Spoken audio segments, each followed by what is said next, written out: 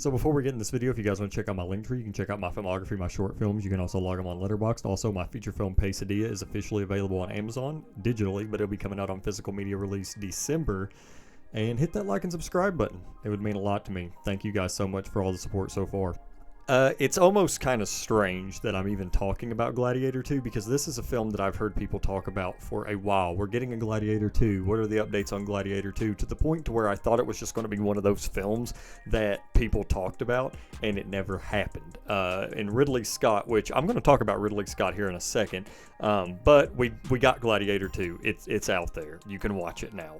And I wasn't sure the direction that they would take with Gladiator II, and I've sort of steered clear a little bit of the trailers, although I remember people saying they did not like the trailer because of the music choice in it, and I do agree. I don't like it whenever they use specific music for trailers, if you get what I mean, but I understand because they're trying to please the general audience. What some pretentious cinephiles, like myself, don't understand is they're trying to make money, and especially for a film like this that was $300 million, which is insane. I hope they make their money back on this, considering Ridley Scott wants to do a Gladiator 3. I'm pretty sure that this film will make money, but I don't know if it'll make its full budget back, which, I mean, it could break even. The showtime that I went to, there were hardly anybody in there. It was a few older people. I think Wicked is definitely going to steal the show this week. Maybe next week Gladiator 2 might have a bigger box office return, or whenever it goes worldwide, I'm pretty sure. But for right now, I don't know if I would be concerned or not. I don't know. And Gladiator 2 was one of those strange films where I don't think we needed it. I don't. I think it is a very unnecessary sequel. But hold up a second. For people that love Gladiator 2, I'm going to say a few things. But I do think it is unnecessary. I do think that it did not need to be made. But I understand why it was, because it's an IP now, and people are going to see it because it's Gladiator. I mean, this is a dad movie, okay? Your dad is going to love this film. Like, he's probably going to love it. It's probably going to be his new favorite movie of all time. And the film stars Paul Mescal, which it says Lucius, but he's also the son of Octavian Champtavius. You know, those crazy names. I'm just going to say Maximus. We'll keep it at short, Maximus. And this is stuff that people know already, but he's the son of Maximus. And you also have Pedro Pascal, and you have Denzel Washington, you have Connie Nielsen, and you have Joseph Quinn, which he is also a part of Stranger Things. If you've not seen Stranger Things, you should watch that.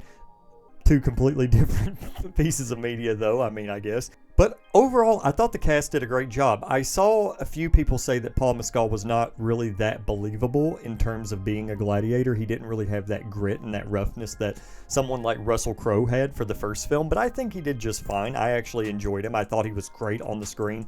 Denzel Washington was also amazing. And Pedro Pascal, I liked him in it, but I do think that Denzel Washington is definitely the show stealer in this. I would not be surprised if he got an Academy Award nomination for Best Supporting Actor. I don't know if he would win it or not, but he's probably going to get one because he stole the show. I mean, he's one of those characters that when you see him, you just don't want him to go anywhere. Like, he carries the movie, I think, but just in terms of his own performance. He doesn't carry it for anybody else, but he carries it for himself. He was definitely a force to be reckoned with on the screen, which, of course, given the type of career that man has, I mean, I'm not surprised, if I'm being honest. And this film is sort of similar to the first Gladiator film. I would argue that it's not necessarily as vast as the first Gladiator film. I think they're both fine. Like, when I say that Gladiator 2 is an unnecessary sequel, I don't think that it's an unimportant sequel, and I'm about to say something that might end up making people upset. But the first Gladiator film was nothing. I love the first Gladiator film, don't get me wrong, but it's nothing that I think about too often. It is, when it comes to Ridley Scott's filmography, I do think that there are better films. I mean, I'm looking at Alien. I don't want to say it, but I really loved House of Gucci. Napoleon was also really good. Not saying it's better than Gladiator.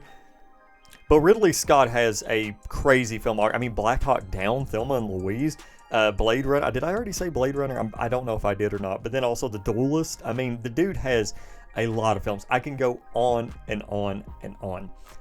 And I think Gladiator 2, honestly, is probably I would have to say it's on the same level as the first Gladiator film for me personally. I'm not exactly sure which one I enjoy more, because the first Gladiator film definitely has that charm, and it has that sort of, not necessarily originality because it is a sword and sandals piece, but it has the simplicity of just a gladiator fighting people. Back when times were simpler, when you just disagreed with somebody, you pulled out a sword and killed each other. Oh, I miss those days. But the second Gladiator film, it takes what the first one did and it amps it up by not necessarily a lot, but a little bit. There's definitely more interesting Colosseum pieces, if that makes sense, which a lot of this film is set in the Colosseum, which, I mean, don't be surprised because it's Gladiator. And I can see the $300 million budget on the screen. Now, the film itself is not necessarily as vast as a lot of other films that would be considered epics, but the film itself, even though it is contained, it looks really good. Like, I can tell they put the budget to use.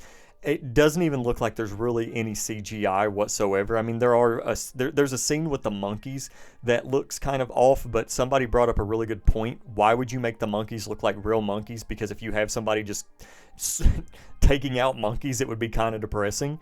And I understand that, and I know why they kind of made them look very rabid. So, I mean, there's one that doesn't even look like a monkey. It literally looks like something out of a monster movie.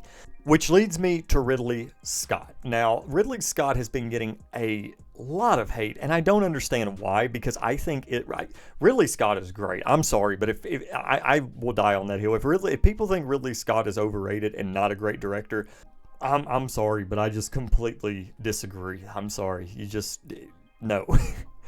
Ridley Scott is almost 90 years old, and yeah, there have been directors that have made films, at an old age, but nobody's really doing it on the scale of Ridley Scott. I would even argue that nobody even did it on the scale of Ridley Scott. I mean, Ridley Scott is doing $300 million sword and sandal epics at 90-something years old. I do have a little bit of a critique, though, I want to talk about, and it's kind of a good thing, but it is sort of a critique. Like, I've heard people sort of talk about this, and I don't disagree with them, but Ridley Scott is the man. I do think that he is probably, I do not like using this term whatsoever. I don't. But I think he's a very goated director. I think he is probably, in terms of the wise old directors, I think he is the guy. Clint Eastwood is also up there too, but Clint Eastwood, he's more subtle, while Ridley Scott is definitely, the man is just, you don't even need to know his face to know who he is. I mean, he's just sort of reached that point. He is a phenomenal director. I think he's one of the best that's probably ever lived. He is great. One thing I will say, though, about Ridley Scott is he uses a lot of cameras. Like, he is not shied away from using upwards to, I think, like 11 cameras on one film set, which I don't necessarily think is a bad thing for action sequences. But there are a few shots in this film, and I don't even like using the word shots. It's just more so the way that it's framed. But there are a few moments in this film, shot-wise, where honestly, it's some of the best cinematography I've seen in a long time. There's one specific moment towards the end of the film where somebody is walking in the Gladiator, and it's just a still camera. It's just a locked camera. It's just coming from one angle, and it is just, I was awestruck. I mean, I literally sat there in my seat and was just like that's how good it was. And it just, the shadows and the lighting, it's one of those rare occurrences, because I'm more of a fan of natural light. Like, I think it's more impressive to see something filmed naturally and have it look really good than artificially. I just think it's more fun. I mean, even just in my own filmmaking, to toy around with natural light, just because I think you can get a really amazing image. But there's something about it where I can tell that it's not natural light, just given the visual effects and such. But it just looks so natural, and it looks so good. And then there's another shot as well towards like the very end that it was just, it's fantastic. I would love for Ridley Scott to just make a film with one camera and just sort of see him craft each shot that he does. I don't know exactly how this film operated. I know they used more than one camera at certain moments, because let me tell you, it's kind of insane how often it switches from a different angle. I mean, it almost, like, every shot is a different angle. You know, like, there's some films that use this thing called coverage, which is, I'm kind of making a joke out of that because you have to have it in films. And you can sort of tell that they're reusing the same angles, which is fine, because, I mean, that's what filmmaking is all about. But Gladiator II, I don't think I seen one angle that was reused, and it was kind of nuts. It was nuts for a film that's like almost 3 hours. It's it's crazy. It is. And I know I seem like I'm fanboying over this film. I do have some issues with it. I do think that the first half of the film was extremely well paced, but then the second half it sort of fell a little bit and then it picked up towards the end. There also were a few moments where it sort of convinced me to care and I didn't. But I just think that sort of has to do with how long it's been since the first film. And I think a lot of people are just seeing this film because it is, you know, a new film from Ridley Scott. It is a new epic and it is a sequel to Gladiator. But I do think that if it would have sort of connected to the first one, which it does very much so, don't get me wrong. But I guess what I'm saying is maybe if it came out sooner where Gladiator was still pretty fresh on people's minds, it probably would have had a more emotional punch. But for me, what this was not necessarily fanfare, but it was definitely a nice return to form for Ridley Scott and a nice return to the universe. Definitely shows that there could be more stuff within this universe, but yeah, it was a solid film. I would probably put it up for a few technical categories in the Oscars. I mean, I could see it definitely getting maybe a nomination for best editing, maybe cinematography. I don't think cinematography is too stacked. Visual effects, I could actually see it maybe winning.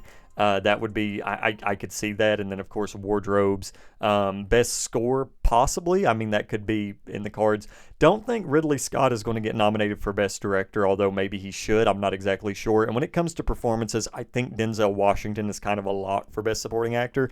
And I could see this film getting in Best Picture. So, yeah, I mean, it is a good film. I think it's a really great film, actually. Again, the first film wasn't necessarily something that, I thought about all the time. But, I mean, right now they're sort of on the same level, although maybe if I rewatched the first Gladiator film, I'd probably appreciate it more. I'm not exactly sure. I'm just trying to be honest with you guys, so please don't get frustrated. But anyway, guys, I hope you enjoyed this video. If you did, leave a thumbs up and maybe subscribe, and I'll see you next time.